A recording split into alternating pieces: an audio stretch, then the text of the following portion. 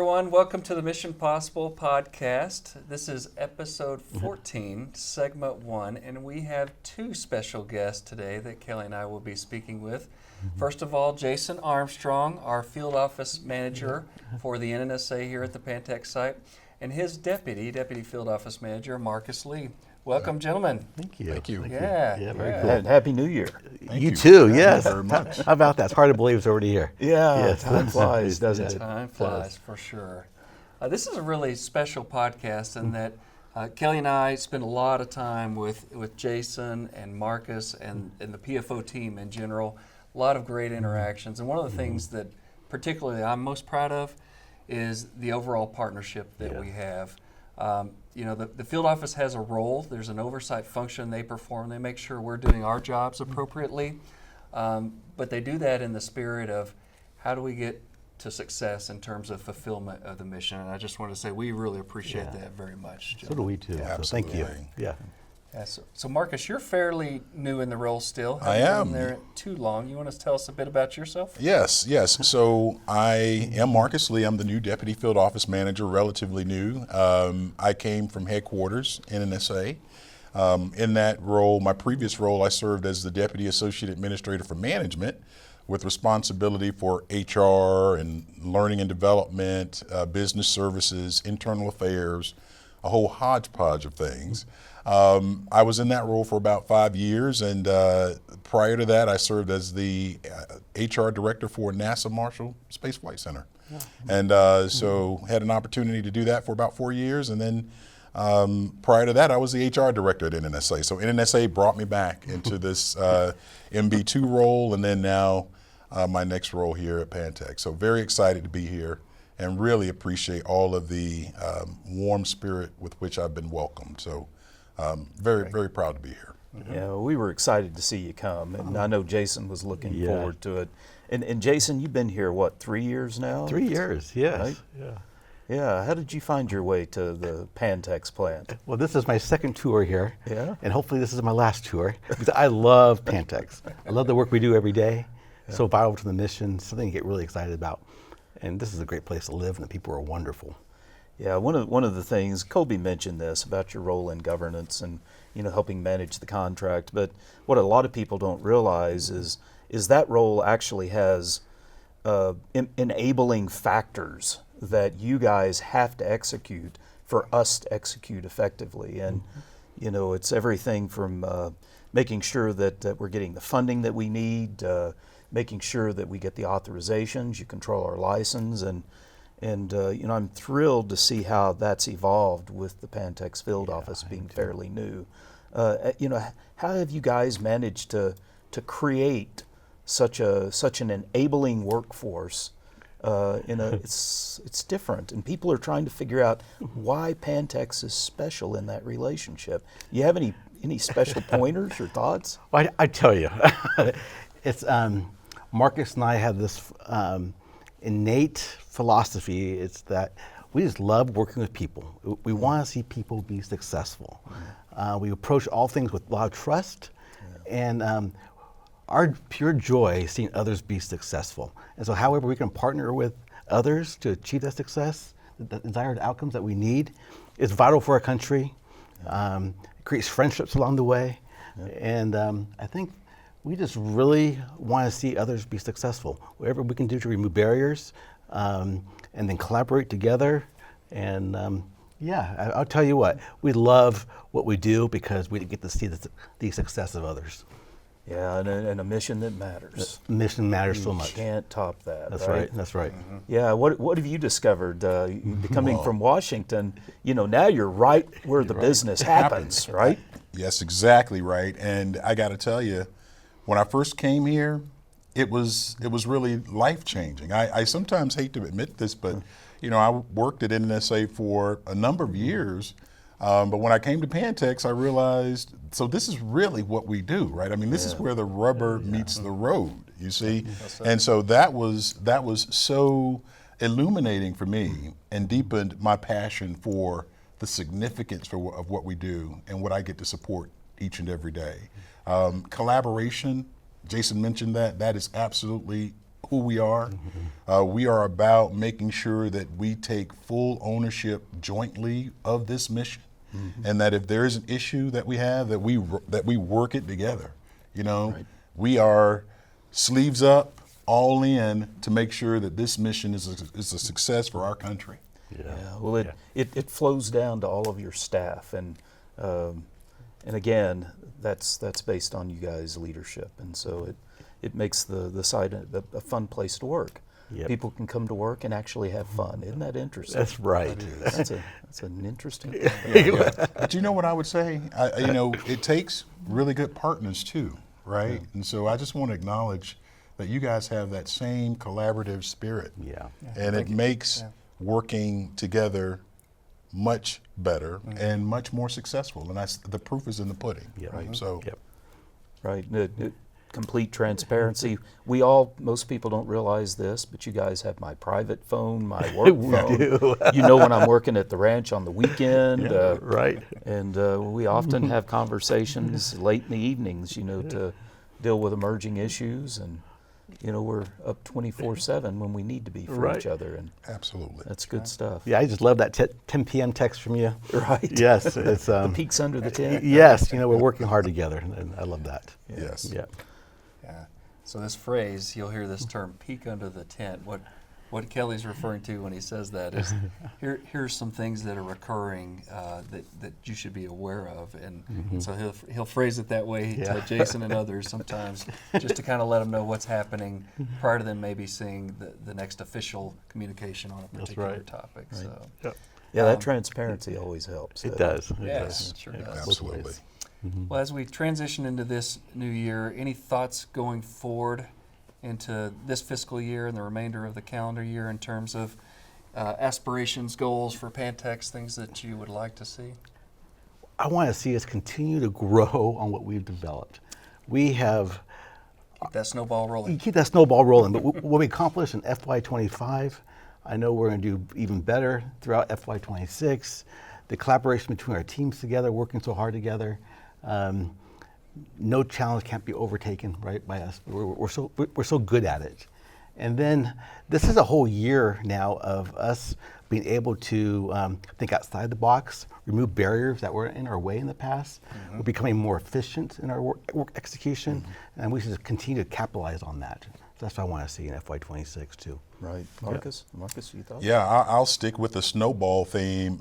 So as we are continuing to build upon that, growing that, gaining more momentum, and really tackling the issues, any issue we have, just really beating that down even more, becoming even better. You see, that is really, I think, where I want to see my support of our relationship and collaboration is making sure that we are getting better and better and better. It's hard to do where we are, but you've got to have a goal that is kind of a stretch goal if you're going to really reach the stars. So I see that, and then I also see just continuing to affirm the good work that our teams are doing, because they're working so hard, and they're achieving great results, and just not making sure that we take every opportunity to support our team and acknowledge the great work they're doing. Yeah, leave a lasting legacy. That's right. Yeah. Right? That's right. So we're going to transform the site in the next few years. We are. That's the royal we. That is all of us. That's all of us, yeah. Great work on our safety. We have an excellent safety record. Our culture is amazing here. Production is outstanding. And now we're just like hitting home runs in project management. So I love going to headquarters and everybody peeking out wondering how we do it at Pantex, right? And it's just nice to go to headquarters and hear that everybody can trust Pantex because they know we can get the job done. Absolutely. It's huge. Well, it takes a team, and we appreciate all that both of you guys have thank done. you. And the entire field office. Yeah. It's such a pleasure to work with you guys. Yeah. Thank you. Likewise. Absolutely. Thank We you. feel fortunate. So thank you, Jason, Marcus. Thanks for you. the time Thank here, you very spending a much. little Yeah. time with us today. A lot of fun. And thanks to all of you for watching. That does it for this particular segment. And we will see you next time. But first, we'll share with you a look at our Pantex internship program. Thanks again.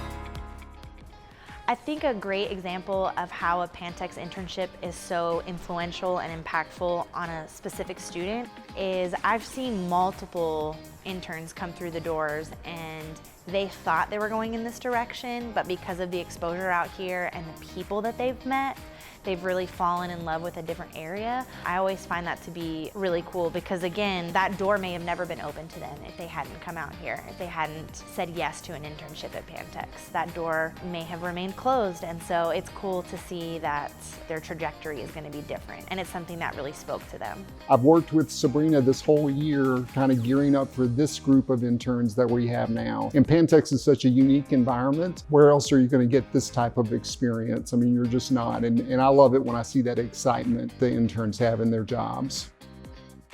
So I did a container liner compatibility study looking at the ALR8 container and the rust issues that are currently present. It was nice because I got to take some of my previous experience and my background, previous work I've done, and applied it to that work. I've been working on this project called the Laser Gas Exchange, and it's a prototype of production equipment. And so development likes to have prototype copies of production equipment so you can run upgrades and see if they work good, and then you can implement them later on. Having returning interns is one of my favorite things because they come in maybe at their sophomore, junior level, or they're pursuing their master's degree, so they might have another year or two of school left. I love seeing people who were on the fence about maybe coming to work here and then having that second internship solidified. This is what I want to do. This is way better than maybe going to a private firm. The mission here matters. This is cool. What I get to do is not just for me and my career, this is for the nation. Like, it's phenomenal. This is my second summer out here. This summer, I got a lot more hands-on, a lot more technical. I got to do some static calculations. I got to do some designing, some CAD design. So compared to the first one, it was kind of just like paperwork, but it's still engineering. But this time I really got to design and calculate. I really think this internship was so cool. Compared to last year, I was in the same group. So this year it was a lot of the same stuff, but I got to see a different side of things. So specific skills related to my major and my projects group would be the type of engineering I learned. Here I got to go into code-based engineering. They give you a handbook and they've already done the math for you. You just have to find it and look at codes, regulations, just to see what works. Interns they make that relationship with schools and universities even stronger for us. Because as students are coming here and we're going and recruiting and meeting faculty and researchers, and just that whole interaction makes the relationship between Pantex and the school that much stronger. I did this internship this summer and I'm hoping for a full-time offer whenever I'm going to finish my master's next spring. And so I'm kind of like on the lookout for positions to apply for. I actually have 3 semesters left at WT. I'll be graduating December of 2026, hopefully if it goes well. Since I have another summer coming up, I really want to come back out here, and my family's really close to the area, so I would love to stay out here if that was possible. It's really cool. So this place is very important to America and just brings out some pride in me in it, knowing that I'm doing something big for the country. The Pantex internship is unique in that you're going to see things that 99% of the population doesn't. And that'll get you fielded experience with experts in many different areas. And that's something unique that you're not going to find at other internships.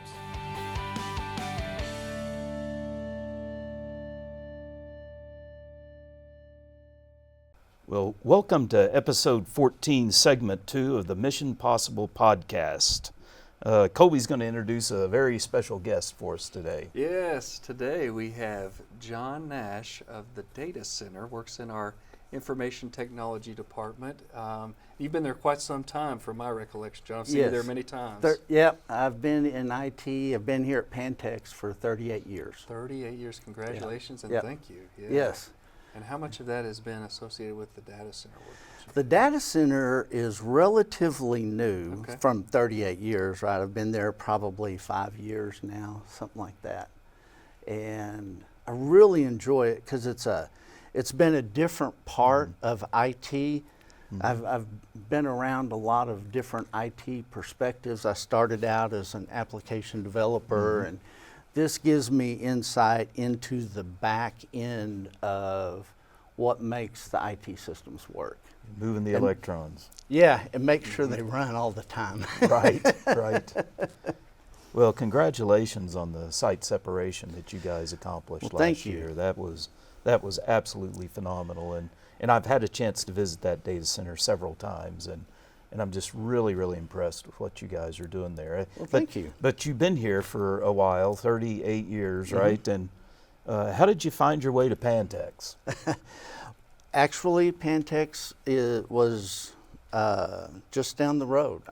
I grew up on a farm between here and Amarillo, and I'm a second generation Pantexan. My dad worked out here for a while, and so it was a quick trip. Went down to WT, got my degree, and started here right out of school. Okay. And so it's been great. Yeah, WT sends a lot of data people here, a lot of Yes, IT sir. folks. Yes, sir. Any fun memories from the early days that you'd want to share? And remember, this is a podcast. Yeah, that you would want to share? That I'd want to share, that it's safe to share. No, it's hard to imagine the changes in the data center over the years. From we had a couple of mainframe computers that took up nearly the whole space, and then that evolved into different technology and everything. And to me, it's pretty cool, impressive that we're able to use the same facility, because that facility was built in '74 and went from mainframe computers to evolving to tapes and then cartridges and everything else along the way, and we're still in the same foot space. And it looks getting almost that done. empty. Yeah, it really does. Today. We are working to consolidate things into these cold aisle containment units that you guys have seen, and it makes it much more efficient on space utilization and cooling, power usage, things like that. So we're working our way to make as much space as possible for new things coming on, like digital transformation and that type of stuff that we know will be an additional Computing horsepower. yeah. Yeah, I was at an all hands meeting and somebody asked me if we had supercomputers. And I thought, I'm thinking supercomputer as in, the really big a real one. supercomputer. Yeah. But then Seth actually said we do have some high performance clusters that we operate. Yep. And then they, for some of the modeling that we do and things of that nature. And like I said, in the data center, our job, how I see it, is to try to stay ahead of what everything is needing, right? Making sure that we're ready to go, and hey, do we have enough cooling based on so many kilowatts of usage? And we work very closely with like Steve Wester in engineering and all. He's a huge help to us to make sure that we're planning for the right stuff. Right. And we have it laid out, what space that we're going to use next and how that's going to flow together until we get completely full. So I remember seeing a story late last year in it was the Pantexan or the Zone that it showed the data center team. yes, Right? And there was definitely a large variation on years of living. yes, sir. We have 3 people make up your data center team, and Mike Foster, who's been here for 50 years, and myself, who's 38, and then Cody Pelton has been here. What is it, like 4 years now, something 4? like that, getting 4? close. Yeah, 4 years. Okay. So, yeah. Quite a spread there. Yes. Well, what is he making With you that- guys? I mean, that's got to be. Without him, we couldn't have 90 years of combined experience. Well, it's important to pass it on, isn't it? It is, and I tell you what, it's neat to see the younger generation come in and really take a hold of things. And Cody's a great example of that. He has picked up and learned the different parts of our application that we use to manage the data center in, and that's his specialty of it. And we were very fortunate that we were able to bring him in with the person he replaced for about 7 months or so. Oh, so you got an overlap period. Yes, Good and knowledge transfer. yeah, that you can't say enough what that does for making a seamless moving going forward there. And we're hoping that we can do some of that things as Mike and I, as we are getting a little older, get ready to transition to a different stage in our life too. Well, we've got you for another 10 or 20 years, I'm or sure. something like that. Yeah, at Yeah. least. Yeah. Or 10% of that anyway. Well, you know, the ability to transfer that knowledge and so forth is something that we do have to pay attention to, right? Sure. Well, John, if I were to ask you to characterize Pantex today, what it's like for you today versus all your prior years of experience, Wow. how would you draw that comparison? Is that a difficult No. question? It, in some ways, we are physically more spread out. Obviously, back before everybody was working in the plant itself and all. And so I think it can take a little more effort to make sure people feel tied to the mission. And I see that happening, and I think that's a good thing. And it's important for people to be able to come in and see the facilities because they're not around them every day. Yeah. And they don't see the guards running, to some facility, or hey, we've got a fire alarm and here comes the fire department. And so they may not think of all the different people that it takes to make this site work. And so the tours, running a city. It is. I did spend a couple of years in HR at one time here, and that's what I used to tell people when we were recruiting is they would say, well, what kind of jobs do you have? What kind of jobs don't we have? Right. We have our own city. We have our police force, our fire department. We have maintenance people, utilities that take care of the water and everything for us, to people that are engineers and accountants and scientists and all of it. We have our own city out here working. Right. Yeah. Well, what would you say to the people today that we might be trying to recruit? You know, with all the activity occurring adjacent to our site, you guys are pretty valuable, and being able to recruit and retain that kind of caliber for 38 years. Yeah.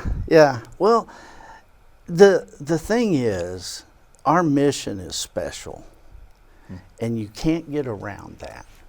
It is it's so important to what we do and what's going on in the world today. It's very relevant, and I think that's something a lot of our younger generation seems to tie into. They want to work someplace that has a meaning and a purpose. And this one does. It's got it over the top. It's got it. Yeah, that's very well stated. Well, listen, thank you so much for your 38 years of service. Sure, it's been my pleasure. I'm still trying to get another 20 out of you, so stay healthy and keep rocking, okay? Well, you may have to convince my wife of that one. If I could do that, I'd convince my wife of a few things too. Yes, right. But I'll do my best. Thank you, sir. You bet. Right. Thank y'all. Thank you, John. You heard it here. Bets on the retirement day for John. All right. Thanks, everyone, for joining us. Appreciate it very much. As always, if you have any questions, please let me know.